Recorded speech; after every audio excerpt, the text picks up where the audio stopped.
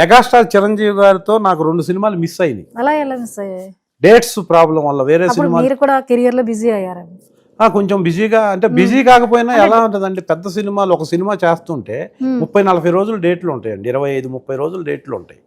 ఆ డేట్లు ఉన్నప్పుడు పెద్ద సినిమాలో డైరెక్టర్కి ఎక్కడ యాంటీ అవుతామని చాలా జాగ్రత్తగా ఉంటాం. సేమ్ టైం ఇంకొక పెద్ద సినిమా వచ్చిందనుకోండి, డేట్స్ క్లాష్ అవుతాయి. క్లాష్ అయినప్పుడు మనకు అడ్జస్ట్ చేసి మన కోసం సీన్లు పెట్టుకొని మనల్ని పిలిచే అంత ఇది ఉండదు.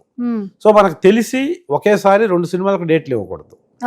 ఆ భయం ఉంటది మనసులో. పెద్ద సినిమాలు, చిన్న సినిమాలు అంటే అడ్జస్ట్ చేస్తే, మనకంటే కొంచెం లో ప్రొఫైల్ సినిమాలు కాబట్టి సరే వెళ్ళండి అన్న మేము ఈ సీన్లు మార్చుకుంటాం అని చెప్తారు. పెద్ద సినిమాలు అలా అడగలేము మనం.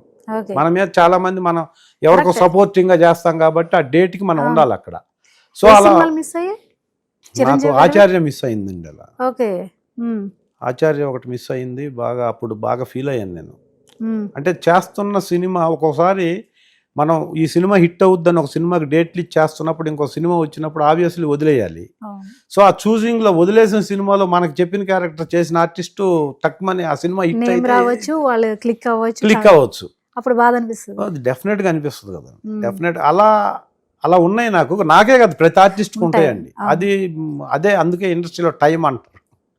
ఆ టైంలో కానీ ఒకటైతే నిజం, మనం ఏ సినిమాకైతే సైన్ చేస్తాం, ఏ సినిమాకైతే ముందు అగ్రి అవుతామో, 100 6 అయినా 6 100 అయినా ఆ పక్కన మెగాస్టార్ చిరంజీవి గారిది లేకపోతే ఎవరిది మిస్ అయినా మనం దానికి కాంక్రీట్ గా ఇచ్చిన డేట్ కి మనం ఫిక్స్ అయి ఉండాలి, నిలబడి ఉండాలి. అది చిన్న సినిమా అయినా పెద్ద సినిమా అయినా.